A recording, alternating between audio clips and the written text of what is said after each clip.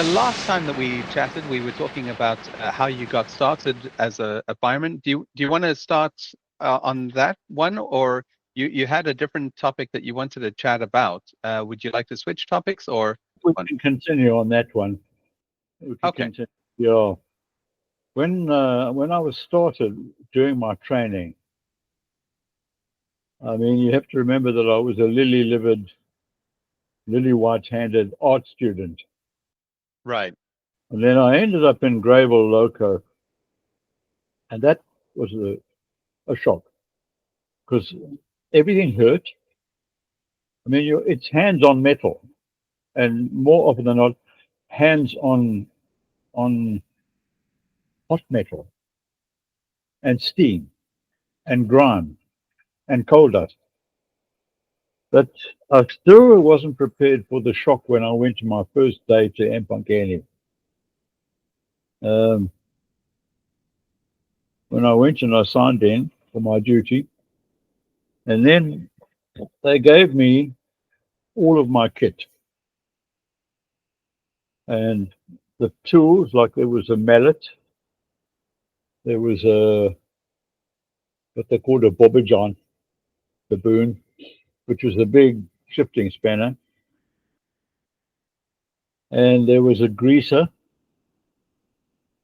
There are two kinds of greasers, and the tools all went into a bucket. And I'm guessing now, but I think they must have weighed best bit of 12 kilograms, which is in old English measurements is about 25 or 26 pounds. And it was a galvanized iron bucket, galvanized steel, whatever, yeah, galvanized steel, I guess. And it just had a hoop, kind of a loop thing, which was the handle. I mean, there was no rubber. It was basically a pipe, a solid pipe bar. And with 12 kilograms of tools in it, it, it felt like that handle was going to cut through my hand and just fall to the ground. It was really hard on my lily white hand. The other hand, I used some of my fingers to carry three containers of fluid. One was paraffin or kerosene. That was on my pinky. That was the little finger, carried the lamp, paraffin lamp. Then there was a 1 gallon of oil um, and 2 gallons of oil. In the bucket, there was a pot of grease as well as the tools and several grease sticks. And I picked up these tools and I headed for the engine that the roster clerk had directed me to. And it turned out to be about 100 meters. It was far. But one of the worst things that anybody could say about you was "Kanat ni fatni," can't take it. So it was kind of a walk of shame because you couldn't reveal the pain. You had to be macho. Otherwise, they would say, "Ah, kanat ni fatni," you can't take it. So I headed for my engine. It was 100 meters of pure agony. And I never put anything down once. And then, of course, the trick is to face the engine when you get there, so that they can't see the tears rolling down your cheeks and the expression on your face. And you put your bucket and your various oils down, and you can take a sharp intake of breath and then steel yourself. Now the footplate itself is above head height, and there's leather to go up. And you've got to get all that stuff onto that, and also hang on to a bar. So it's two trips. Well, you know, they came and told me I was amazingly clever. The guys are standing around watching. They want the chance of saying "kanat ni fatni." They're watching you like a hawk. And I actually then stood there and I picked up my bucket and I put it on the foot plate and I picked up my fluids and I put them all on the foot plate and then I climbed up using both hands for the railings. And the drivers came to me very, very amused and said, yeah, he's bioslim. You're very clever, eh? And I didn't know what they were talking about. And they said to me, now all the newbies, because they want to appear macho, they lift the bucket on their arm and they still carrying the other three fluids, try and get up the ladder. And of course they always come a gutser and fall all and drop everything and fall. And I didn't. So I was a bit like that, like Forrest Gump in the army, you know, when he tells the sergeant that he's only there to do exactly what the sergeant tells him to do, and the sergeant says, "You're a genius, you goddamn genius." So anyway, it was kind of nice and reinforcing that I managed to get the approval of the other drivers who were literally waiting with relish for me to fail. And of course, I did a lot of failing from there on because that's the only way to learn. But that was the first day, and it still feels like 10 minutes ago. I can still feel the pain in my hands. It wasn't too much for my muscles. I could carry all that stuff. But it's the fact that might as well have been a wire holding up the bucket. Yo, it cut. And anyway, that's when it started. And then in your training, you learn that you've got X minutes to prepare a locomotive. A Garrett is a double engine effectively. So you get, I think, 45 minutes for a Garrett and 30 minutes for what they call a single engine, a non-articulated engine. Because a Garrett is two engines in one, there's a lot of greasing and lubricating to do, and that's what they give you the extra time for. But you're a slave when you're a fireman. You know, the driver is your ultimate godlike boss, and you're a slave. You got to make tea, you got to clean everything. Just like Forrest Gump in the army, you do what they say and nothing but what they say. And of course, later on, when you get a bit smarter, you can anticipate their desires and win a few brownie points for making a cup of tea without being asked to. But generally speaking, you don't try and do something that they didn't ask you to do because now you've been clever. Can't be clever. So I'm curious, how long from that 100-meter walk where your hands are just absolutely in pain from getting everything up onto that foot plate, how long after that do you then have to spend your whole entire shift shoveling coal and still working with those hands in pain? Okay, there's the shortest shift was 8 hours. So the tenders generally hold about 10 to 12 tons of coal. Now, a ton is you can say it's a meter cube, a cubic meter of coal. And your average London bed sitter, if you, in layman's terms, if a crane came outside the window or the balcony of a London bed sit and then suspended a huge mechanized bucket of coal, you would shovel that until chest high in your average London bed sitter. The entire bed sitter would be chest high of coal. That's how much you get rid of in 4 hours. It's about chest high of a London bed sit of coal. and more. And that's gone in 4 hours. Right. But I'm saying from that agonizing trip of holding the bucket and taking the stuff to the actual engine, how much of a rest do you get between, your hands nearly dying and you starting the shift where you then have to shovel all that coal? Okay, that's quite a mercy. It's never less than about 15 minutes. What happens is that then you leave the loco, which means that you chop away up to, outside the system, and then back onto the line that back onto your train. Now, Ampangani had 13 sidings, and each could take 2 trains, one leaving that way and one leaving that way. And so you didn't have to put much of a fire on to to use what steam you had to get back onto your train. And you didn't really put a fire on until you got the signal to go. And there were several stages. First of all, one of the running staff would come with a clipboard, and that was the train manifest, which was a list of all the wagons, all of their destinations, and what they were loaded with, because you have to know about hazardous, you have to know about perishables, you have to know about livestock. They all have different things, ways of being treated, if you like. And so when the driver gets the train manifest, in Ampangani and of course all over South Africa, the usual thing was we would settle down into a pleasant slumber, waiting for that manifest, because all hell breaks loose once you've got it. So I'd put on a bit of a fire, which would slowly make the steam rise slowly. You don't want to put on a great big fire because you get fined for letting the valves blow off. It causes a lot of noise. So you don't want to blow off.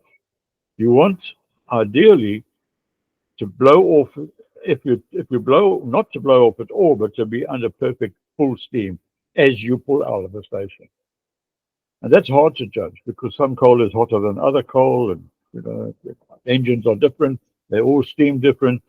So you kind of keep at it and you try not to fire too heavy. And then once there's usually a rap on the side of the cab, cut, cut. That's the guy coming to give the manifest.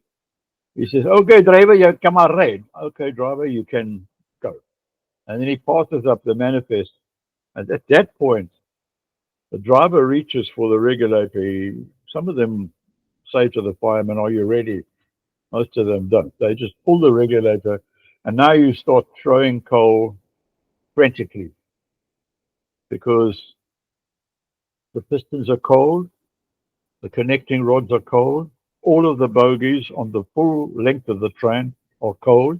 And so pulling a train off, especially if it's on a gradient, is really hard. But even the locomotive really bothers. And of course, the thing about locomotives is that they slip. They do wheel spin very easily. So that's the driver's problem. He's got to work out a way of not applying too much power. And also he has a sand lever that he can drop sand onto the track, which will help to stop the skidding, the slipping. But as I say, from the time that the driver, he reaches up and he pulls the whistle cord, whoop, whoop, they all had their own whistles. Some guys went pop up, others went pop up, and they had almost like Morse code. And then you can have a glissando, you can have a where you pull the cord a lot, and then you release it a bit, and that goes and everybody had his own whistle. It's like I suppose American blacks had their walk. The guy's got to have his style. So everybody had their own whistle. But as I say, from the moment that first blast, what comes out of that chimney, you go absolutely nuts. And about a quarter of your coal goes into the fire grate within the first kilometer, or before. But as you're standing there and pulling out a train, within half a kilometer, you put about 2 tons in there. And that is madness. And the ambient temperature on those cabs in Mpangeni was about 50 degrees Celsius. It's a subtropical place. It's much hotter than Durban. And never cold. I didn't wear a jersey once at Mpangeni in a year. No, I didn't even know where my jersey was. So yeah, that's frantic the first few minutes. But as the train warms up, all the bogies, the grease in the bogie heats up. It starts to really canter once you get over your first bill. And then it gets kind of rhythmic and musical, and depending on the locomotive, if it's a good steamer, in fireman terms, it's an easy life from there on. But if the engine that day has got a fault, or isn't steaming properly, or the cold is bad. There's a whole lot of variables that can make your life a terrible misery. But I'd say about 80% of the time, my shifts were about between 16 and 18 hours per shift. The more they rely on you, the more they ask of you. So I was in Empangeni because it was a very hard depot in the sense that the water was bad and it had to be chemically treated. And bad water makes bad steam. And it causes a condition in locomotives called priming, which is foaming on the top of the water in the boiler. And that foam goes down into the pistons and the cylinders, and it washes all the oil off. And then suddenly the engine is laboring again. It makes a noise like a goose honking, whack, whack, or a duck quacking. Pistons can break. So when that happens, the driver's got to be very quick to open what they call the cylinder drain cock. So when you see steam engines pulling off, they pull off in clouds of steam at the front. That's the cylinder drain cock, blowing the steam forward. And it blows forward because they don't want to blow it on people on the platform. So it's forward, which creates its own problems because that stuff then condenses and makes moisture on the rails, and then it causes slipping. So it's very antiquated, all of it, in terms of technique and technology. But yeah, the first kilometer or 5 is total mayhem. And it depends on the engine that you're in. Well, Garrett is very heavy. Garrett is non-stop. The Garretts have got huge, great area, 10 meters, 2 by 5 meters. I mean, my room in our flat was 3.5 by 4 meters. So that's roughly 14 square meters, and the grate is 10 square meters. That's a big grate. That's a Garrett grate. But if you can imagine, your bedroom at your flat was about 6 by 5, I think. Filling half of that with coal to the knee high, that happens in about 5 minutes. There's no rest. And then, of course, once the fire is on, and you've probably reached, in most places, there's no hills that are much longer than 5 kilometers. And then you reach a level or a downhill, and life is beautiful. Now you get onto your seat,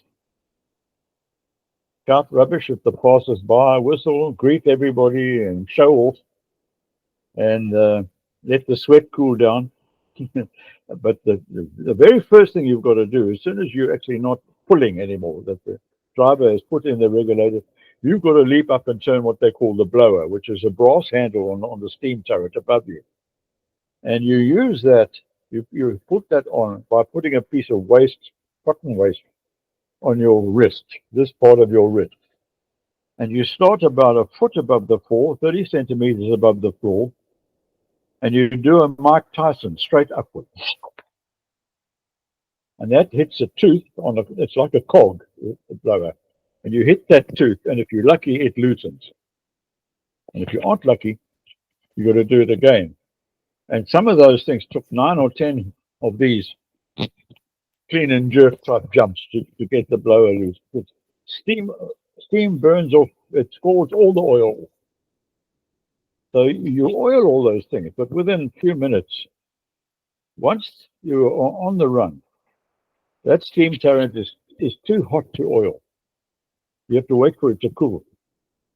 So you oil it only when you've been sitting for 5 or 10 minutes, and that only happens a couple of times in a shift. But the first thing you do is put on the blower, and then you put on what they call the injector, the steam ejector. And the steam injector it's a pipe with inline cones. Just picture an ice cream cone. The cones are a bit smaller than an ice cream cone. And they're inline. They curve through the tubing. It's usually in the form of a U. And each cone is one after the other, inserts into the nose of the other. And the water speed increases so dramatically in each cone that it builds up enough speed to get the water into the boiler, because you must remember there's 250 pounds per square inch, and you can't pump the water in mechanically. It's too powerful.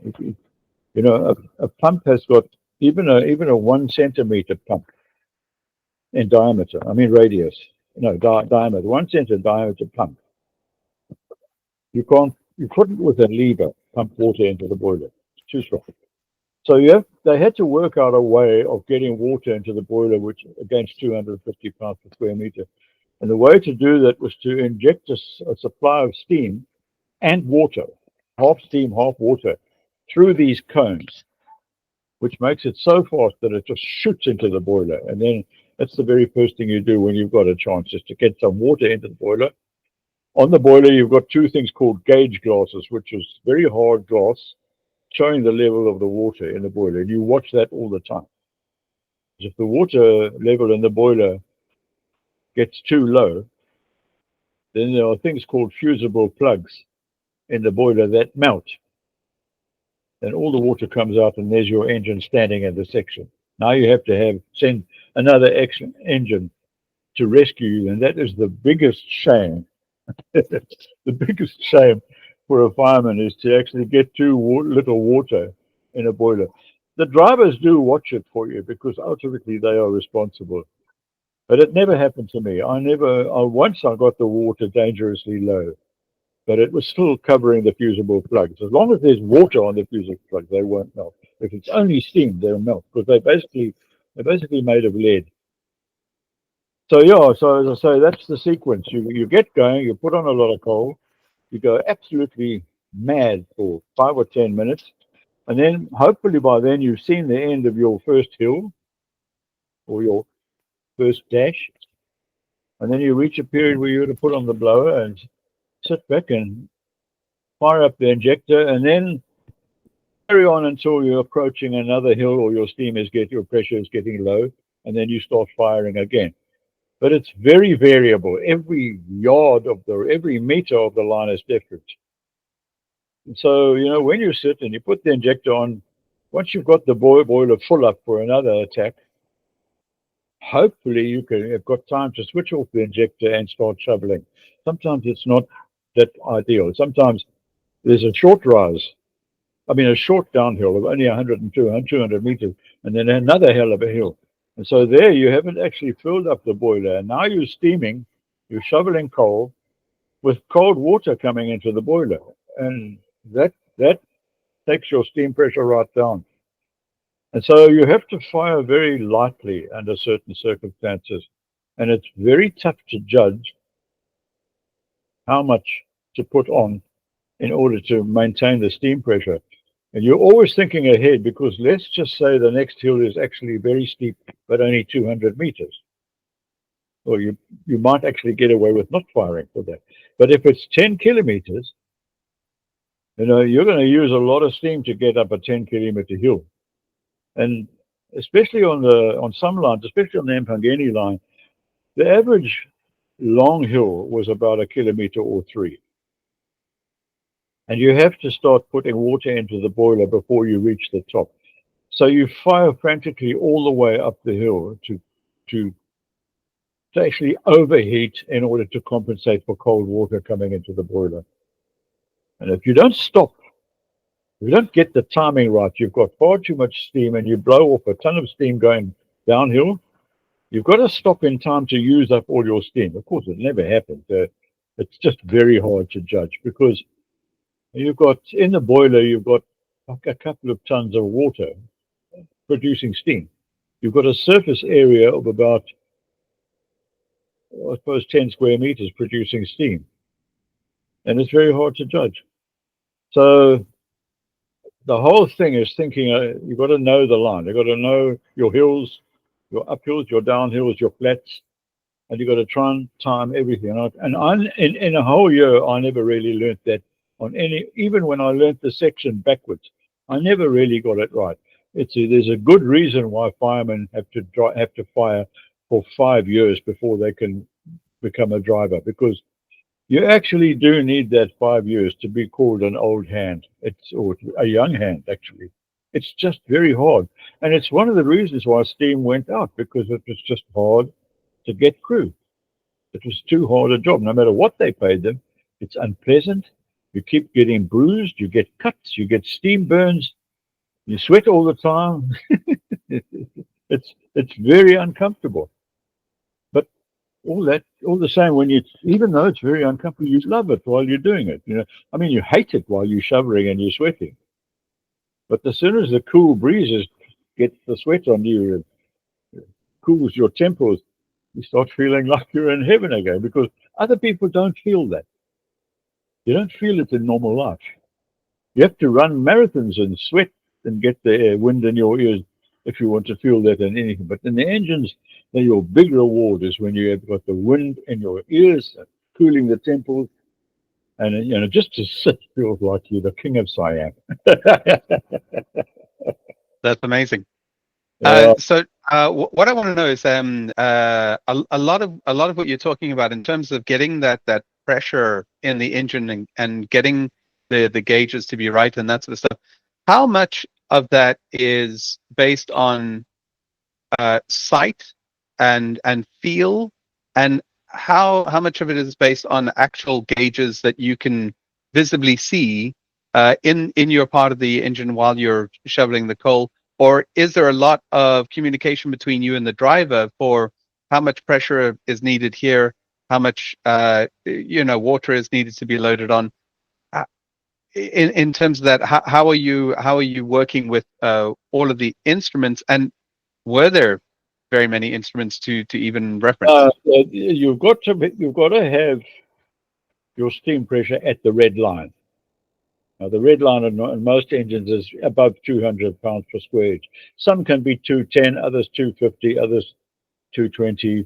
All of ours were around 220, 225, except for the later model. The more modern steam engines were working at 230, 250. But the older ones, you know, the older they were, the less the steam pressure that they worked at. With the Dubs engine that we spoke about in our last session was what they called, the technology was, it was called saturated steam. Later engines worked on superheated steam. Now, saturated steam is cooler than superheated steam.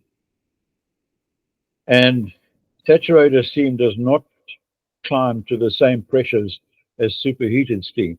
So that Dubs engine worked at 185 pounds per square inch, that boiler. And you have a gauge, it's mounted on the boiler right in the middle where you and the driver can see it.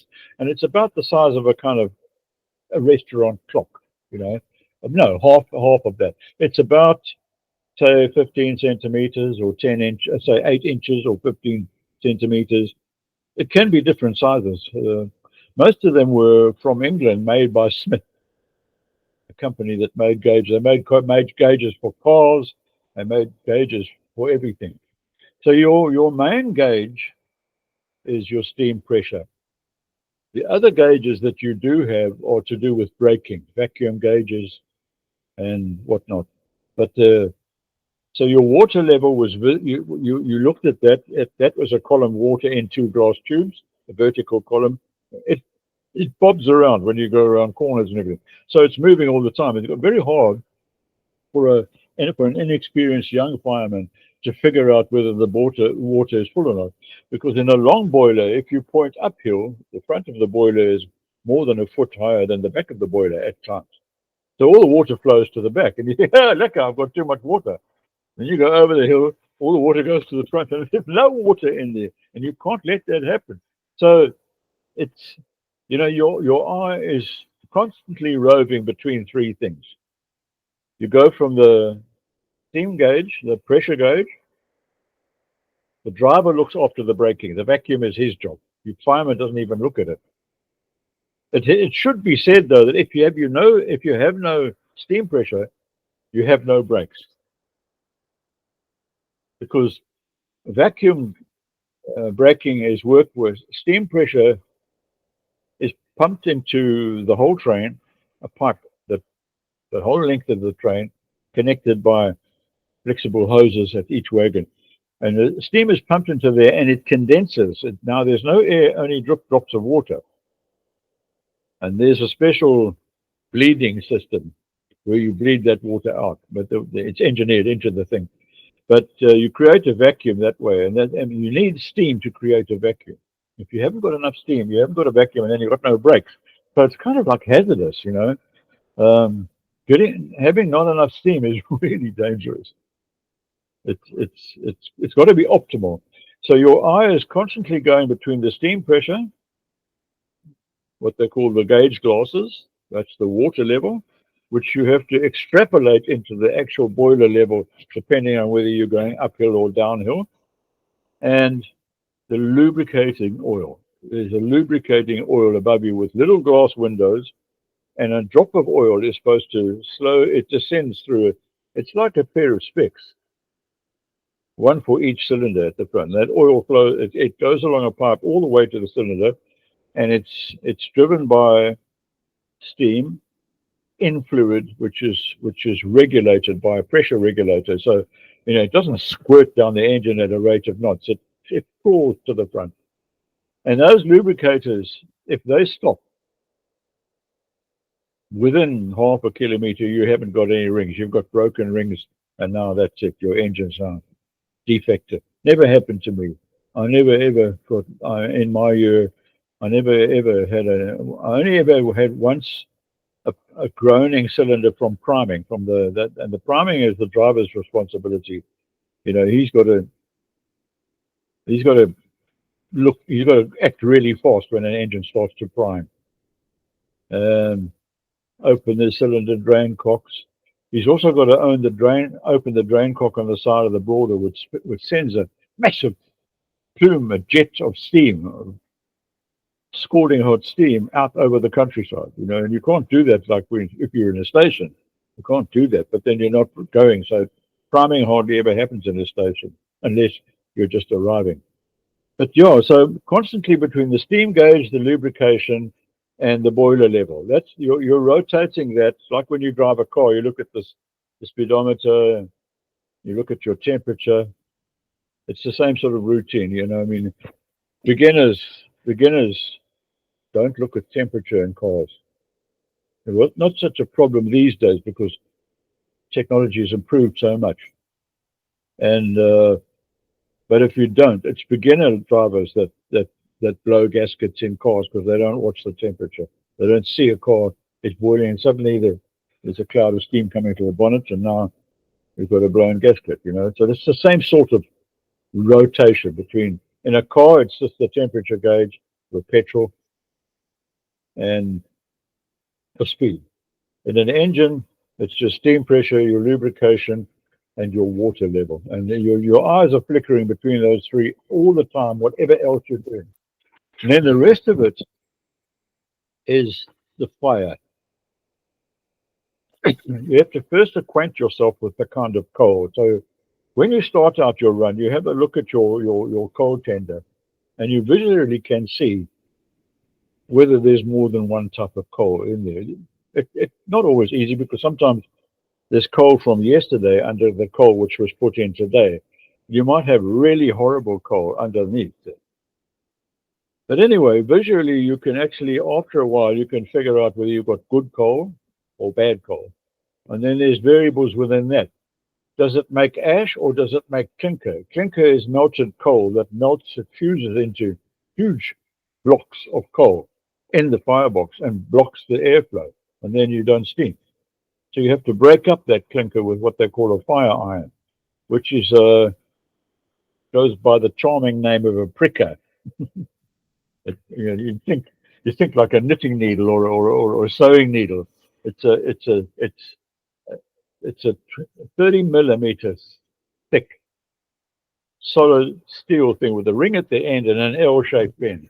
And you've got to open the fire holder and bash the clinker to pieces, which in my case, for the whole year that I was there, made sure that I for the first couple of months anyway, until I got used to it and doing it properly, I had no eyebrows or eyelashes. That's how hot those fireboxes are. It was all burnt off. All of the hair on my forehead was frizzed from the heat of the firebox. And that's from clinker or ash.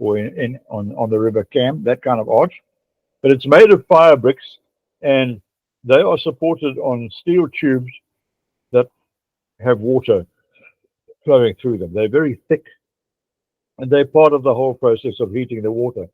These fire bricks or it's fire clay, and it's designed to withstand fire. But when an engine starts steaming, this is all engines, when they really start steaming nicely and the fire is perfect, that fire clay starts to drip like about the same kind of dripping rate if you make crumpet mix to make crumpets. Now you're leaving the crumpet onto the frying pan. It drips at about that same viscosity.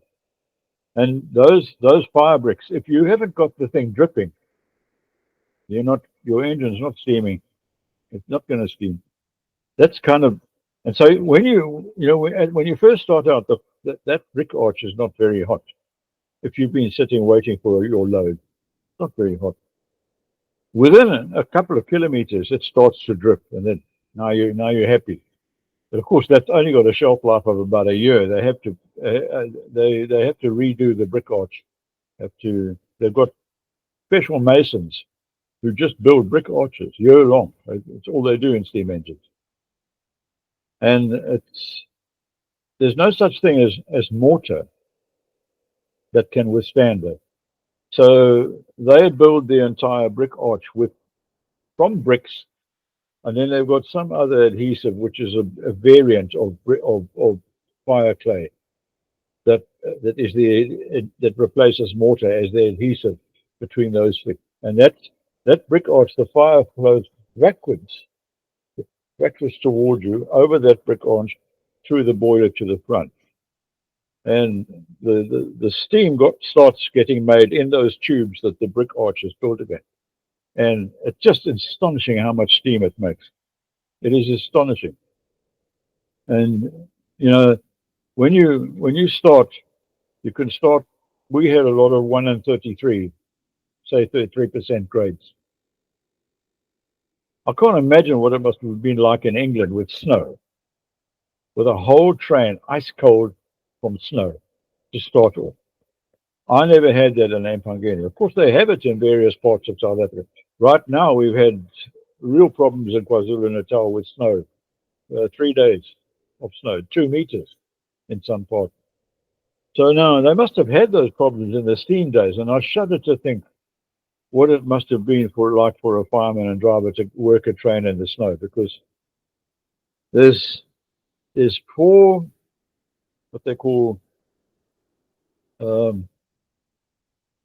there's 4 bearings on each bogie, 2 axles, 4 bearings, and 2 bogies. So there's 8 wearing surfaces on each wagon, and that grease is hard as rock when you start out.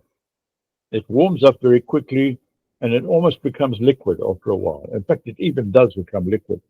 But the amazing thing about steam is that you're talking about in the most powerful Range Rover, you get perhaps 780 Newton meters of torque. The most Mickey Mouse shunting engine has got 25,000 Newton meters. And it's just enormously powerful. And, most of our loads were between 800 and 1,200 tons, depending on the terrain. And the steam is powerful enough. I mean, diesel engines can't do that. They can't.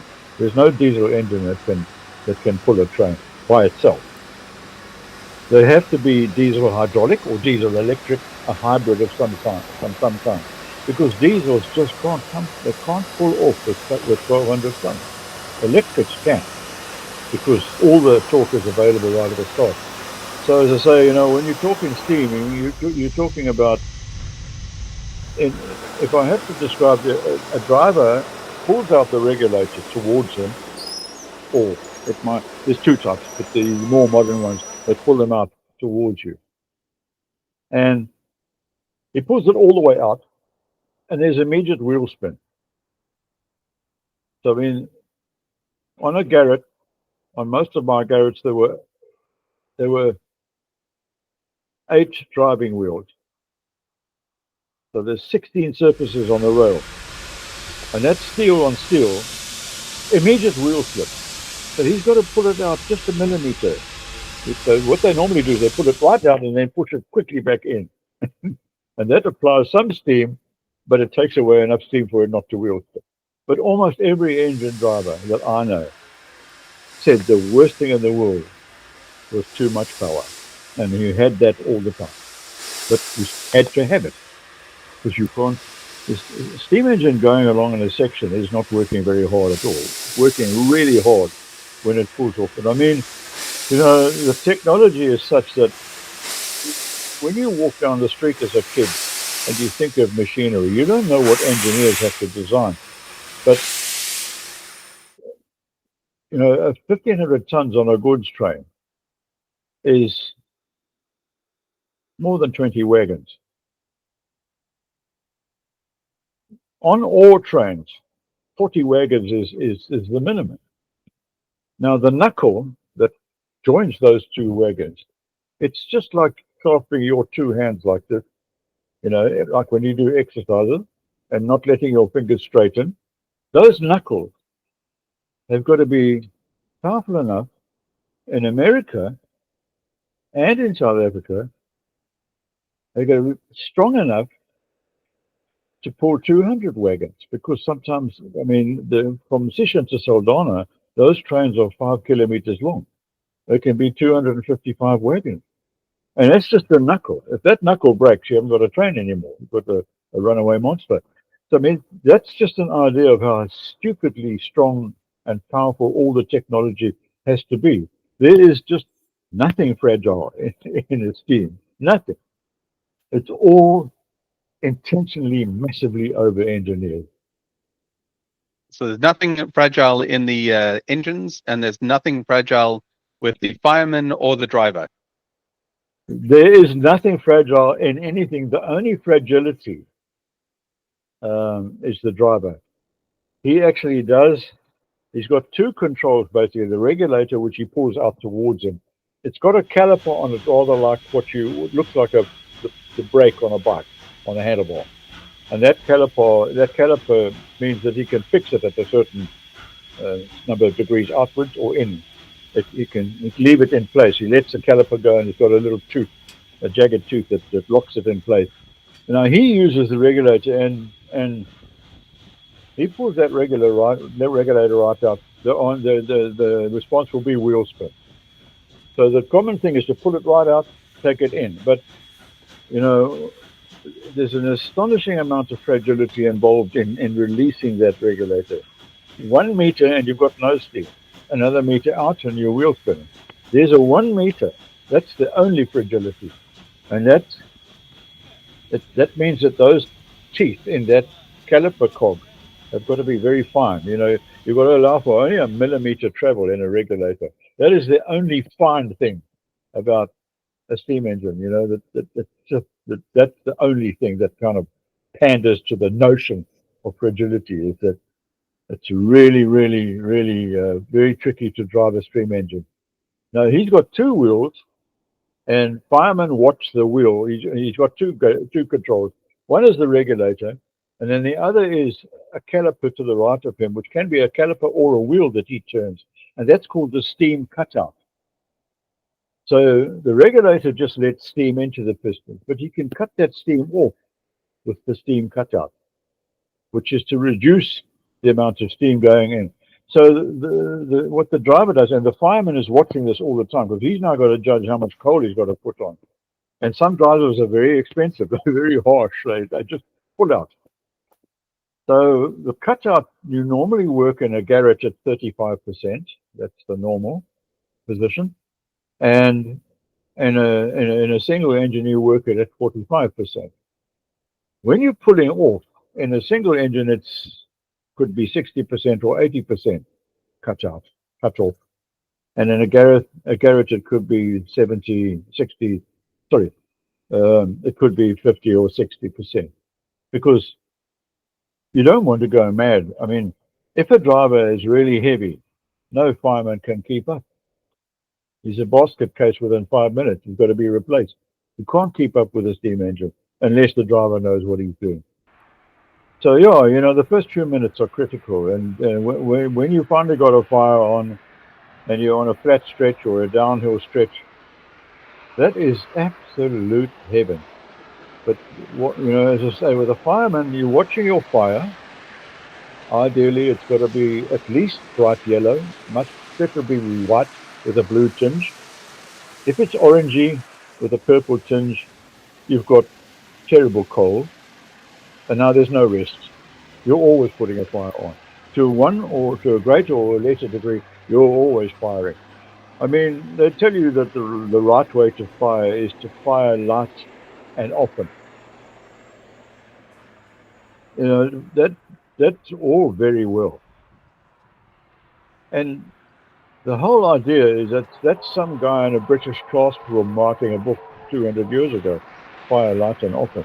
That's nice because England doesn't have many hills where steam engines first ran, not compared to us. I mean, we got to get within 100 miles. We've got to climb the Drakensberg from in the Natal system. So that's all very well, and it by and large is correct. Fire light and often, but not when you've got 1,200. 1,200 tons and a 1 in 33 grade right in front of you.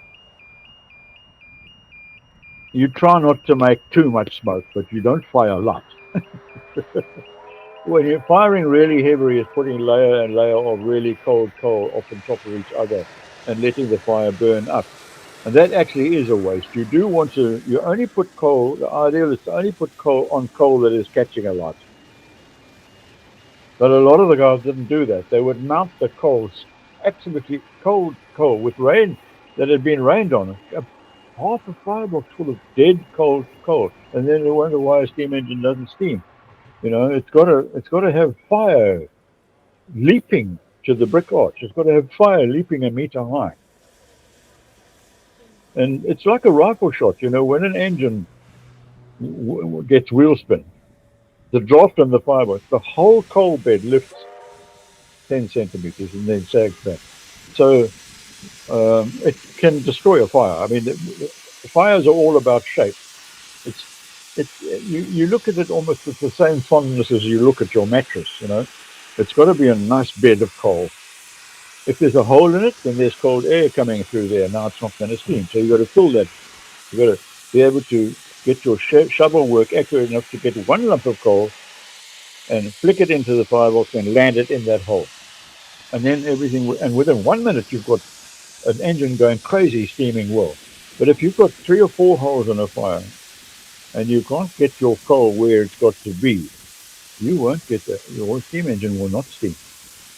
And that means at the very best, a train that's not performing optimally, which is to say an express train that's going to be late.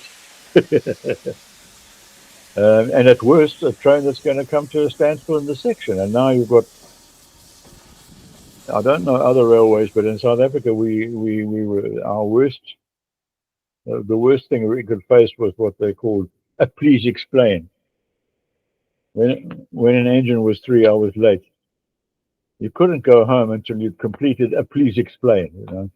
Now most of the time, the head, the grootkopper, the bosses, don't know what happened to a train in the section. But if you arrive 3 hours late, they know you had a problem and they want to know. And so, most of the time it wasn't a problem in Empangeni because we had so much work, so much freight, so many trains, so many shifts. The whole thing was just to get a train back. Nobody knew that. Nobody cared if you did it at walking pace or running pace or at express pace. So really the thing is just to keep going. And that's quite hard. Yeah. Sounds like an uphill battle. Now, I just want to ask one final question in this section. You mentioned the rhythm of the train under good coal. Is there a noticeable rhythm change when there's bad coal from that actual firing away? Because I mean, you're seeing it on a visual you're seeing visually that the fire looks different. It doesn't have that blue flame that you're after. But is there an element of the rhythm that changes? Do you recognize that straight away, or is that not a factor? It is you get a change of sound because the blast is not as strong because it's not steaming as well. And then coal that makes ash has a woollier sound than coal that makes clinker. Because the one is more like rock. Coal that makes clinker is very rocky, but coal that makes ash is more like charcoal, actually, in its consistency. And so a lot of the coal that is soft enough to make ash is blowing a lot of itself out of the chimney. It doesn't even get a chance to burn.